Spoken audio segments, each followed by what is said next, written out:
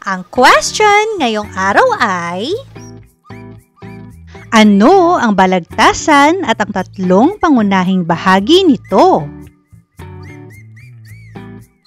Ang balagtasan ay isang uri ng pagtatalo na ginaganap sa anyong patula.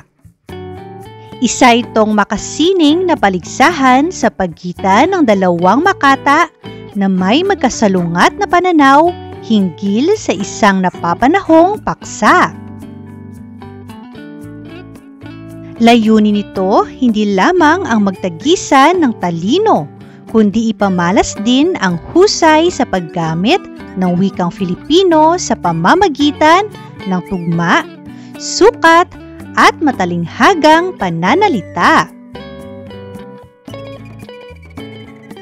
Tinawag na balagtasan ng unang patulang pagtatalo na ginanap sa bulwagan ng Instituto de Mujeres noong ika-6 ng Abril 1924 bilang parangal kay Francisco Balagtas na kinikilalang ama ng panulaang Tagalog. May tatlong pangunahing bahagi ang isang balagtasan. Una, lakandiwa o lakambini. Siya ang tagapamagitan ng balagtasan.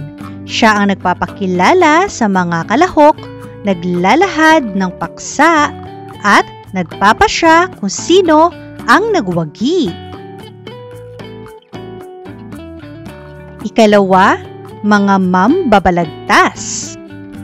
Sila ang nagtatalo sa dalawang magkasalungat na panig gamit ang masining, lohikal, at matulain na paraan ng pangangatwiran. At ang ikatlo, madla. Sila ang mga tagapakinig na kung minsan ay bahagi rin ng panghuhusga batay sa palakpakan o reaksyon.